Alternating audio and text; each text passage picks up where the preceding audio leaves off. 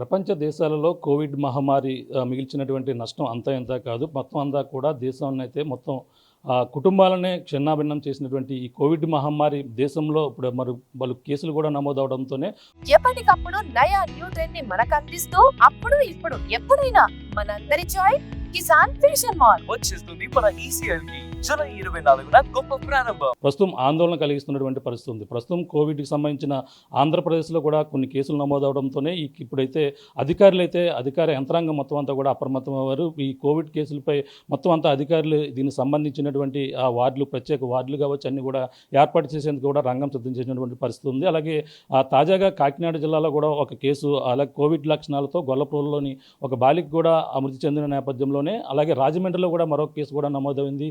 ఈ నేపథ్యంలోనే ఉమ్మడి తూర్పుగోదావరి జిల్లా సంబంధించిన వైద్య శాఖ అధికారులు కూడా దీనిపై అప్రమత్తమైనటువంటి పరిస్థితి ఉంది. ప్రస్తుతం కాకినాడ జిల్లా డిఎంఎండ్హెచ్ఓ అనిత మేడం గారు మరింత విషయాలు తెలుసుకుని మాట్లాడే ప్రయత్నం చేద్దాం. మేడం, చెప్పండి, కోవిడ్ మరొకసారి కేసులు నమోదవుతున్నాయని కూడా ప్రచారం జరుగుతుంది. ఈ ప్రచారంలో ఎంతవరకు వాస్తవం? ఇటీవల కాకినాడ జిల్లా గొల్లప్రోలులో కూడా ఒక కేసు నమోదైంది అంటున్నారు. ఎంతవరకు సంబంధించిన కోవిడ్ లక్షణాలు ఉన్నాయండి సార్?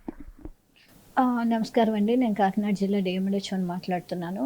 ముఖ్యంగా ఈరోజు తెలియజేసేది ఏంటంటే, మనకి కోవిడ్ సెకండ్ వేవ్లో చూసినంతగా కేసులు ర్యాపిడ్గా మనకి స్ప్రెడ్ అవటం కానీ, అంత వర్లెంట్గా కేసులు రావటం కానీ లేదు. మనం కోవిడ్ థర్డ్ వేవ్లో చూసినట్లయితే మనకి చాలా మైల్డ్గా, సింపుల్గా ఒక దగ్గు వచ్చి కొన్ని రోజులు ఉంటే సెల్ఫ్ లిమిటింగ్గా పోయినట్టుగా మనం కోవిడ్ని థర్డ్ వేవ్లో చూడటం జరిగింది. అదేవిధంగా ఇప్పుడు పరిస్థితి కూడా అలాగే ఉందని సుమారుగా మేము అనుకుంటున్నాం. ఎందుకంటే మన జిల్లాలో కోవిడ్ కేసులు ఇప్పటి వరకు అసలు ఆ అమ్మాయి అయితే, ఆ పాప అయితే మనకి సిఎంసి రాయవేలూరులో తనకున్న రక్తానికి సంబంధించిన జబ్బును బట్టి రొటీన్ చెకప్ కోసం వెళ్ళింది. అక్కడ చేస్తున్న వైద్య పరిశీలనలో వైద్యానికి చేయడానికి తగిన టెస్టులు చేస్తున్నప్పుడు ఆ టెస్టుల్లో అమ్మాయి రిపోర్టు బయటపడినట్లుగా మనం చూస్తున్నాం. అంతే తప్పించి ఆ అమ్మాయికి కోవిడ్కి సంబంధించిన లక్షణాలతో ఏ విధంగానూ ఆ అమ్మాయి బాధపడలేదని, తనకున్న తలసీమియా జబ్బుతో తను బాధపడిందని, దానికి సంబంధించి ఆ కాంప్లికేషన్స్ వలన ఆ అమ్మాయి మరణించడం జరిగిందని మీ అందరికీ తెలియజేస్తున్నాం.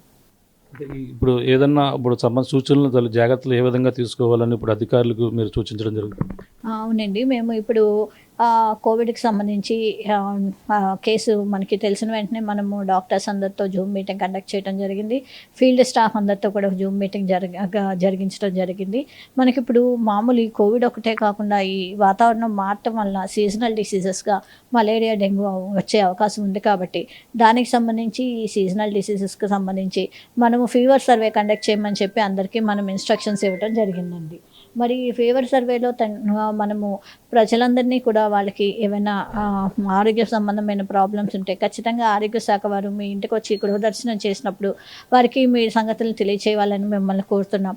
అదేవిధంగా మరి కోవిడ్ సంబంధించి జలుబు, దగ్గు, రంప ఇవేవైనా ఉన్నట్టయితే మీ దగ్గరకు వచ్చినప్పుడు ప్రాథమిక ఆరోగ్య కేంద్రం యొక్క స్టాఫ్కి మీరు తెలియచేయాలని, లేదంటే మీకు దగ్గరలో ఉన్న పిహెచ్సి లేదా సిహెచ్సికి వెళ్ళి కోవిడ్ టెస్ట్ చేయించుకోవాలని, దాని అనుగుణంగా మీరు గవర్నమెంట్ వారు ఇచ్చిన రిపోర్టులనే పరిగణలోకి తీసుకోవాలి తప్పించి బయట తీసుకునే ఏ రిపోర్ట్ను మీరు పరిగణలోకి తీసుకోకూడదని మీ అందరికీ తెలియజేస్తున్నాం. దీనికి సంబంధించిన కాకినాడ ప్రభుత్వ ఆసుపత్రిలో ఎటువంటి ఇక్కడ బెడ్స్ కానీ, రూమ్స్ కానీ దానికి సంబంధించిన ఎటువంటి ఏర్పాట్లు జరుగుతాయి?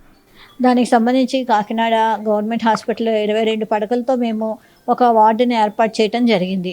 ఈ 22 పడకలు కూడా మరి అత్యవసరంగా ఆక్సిజన్ అంతా కూడా అందుబాటులో ఉందని మీ అందరికీ తెలియజేస్తున్నాము. మనకి కాకినాడ గవర్నమెంట్ జనరల్ హాస్పిటల్లో 50 KL లిక్విడ్ ఆక్సిజన్ ట్యాంక్స్ మనకి అందుబాటులో ఉన్నాయి. అందుకు సంబంధించి మనకి 24/7 ఆక్సిజన్ సప్లై ఉంది. మనకి అవసరమైన మాస్కులు అయితేనే, శానిటైజర్లు అయితేనే, పీపీఈ కిట్లు అయితేనే ఏవైనా సరే మనకి గవర్నమెంట్ వారు అందుబాటులో ఉంచారు. మన జిల్లా కలెక్టర్ గారు, మా రాష్ట్ర అధికారులు మరియు మా గౌరవ ఆరోగ్య శాఖ మంత్రి గారు మరియు డిప్యూటీ సీఎం గారు మరియు మన గౌరవ ముఖ్యమంత్రి గారి ఆధ్వర్యంలో మేము సర్వసన్నద్ధంగా ఉన్నామని మీ అందరికీ తెలియజేస్తున్నాం.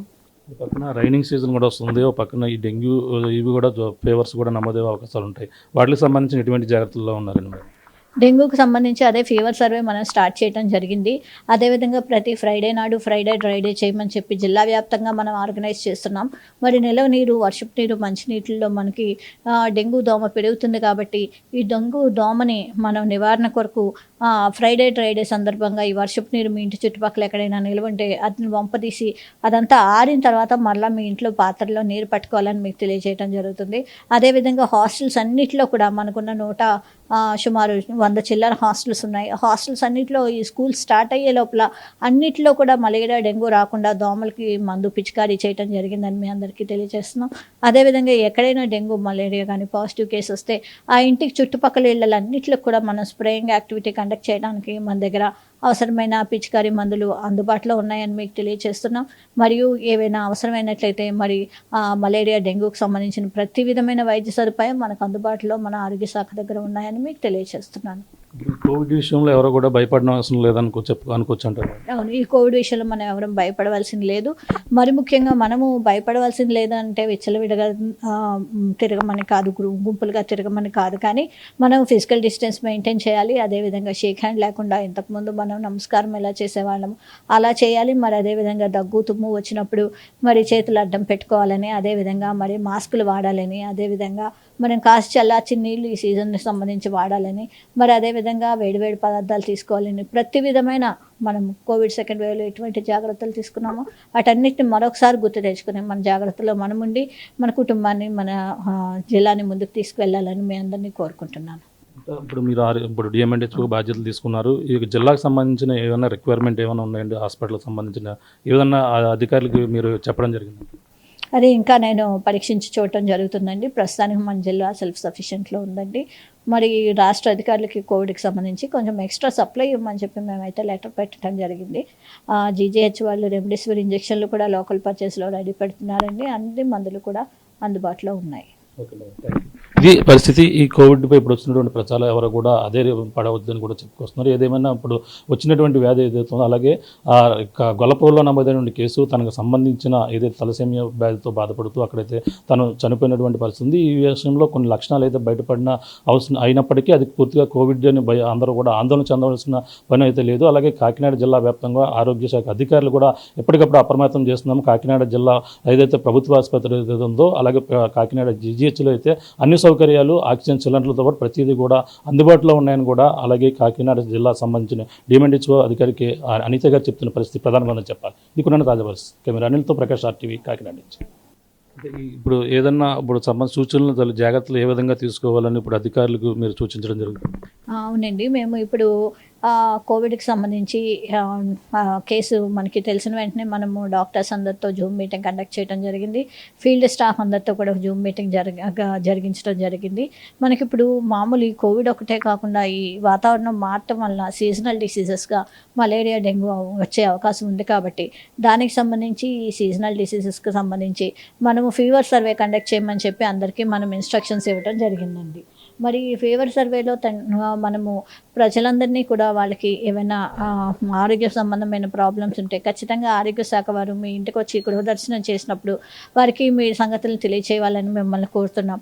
అదేవిధంగా మరి కోవిడ్ సంబంధించి జలుబు, దగ్గు, రంప ఇవేవైనా ఉన్నట్టయితే మీ దగ్గరకు వచ్చినప్పుడు ప్రాథమిక ఆరోగ్య కేంద్రం యొక్క స్టాఫ్కి మీరు తెలియచేయాలని, లేదంటే మీకు దగ్గరలో ఉన్న PHC లేదా CHCకి వెళ్ళి కోవిడ్ టెస్ట్ చేయించుకోవాలని, దాని అనుగుణంగా మీరు గవర్నమెంట్ వారు ఇచ్చిన రిపోర్టులనే పరిగణలోకి తీసుకోవాలి తప్పించి బయట తీసుకునే ఏ రిపోర్ట్ను మీరు పరిగణలోకి తీసుకోకూడదని మీ అందరికీ తెలియజేస్తున్నాం.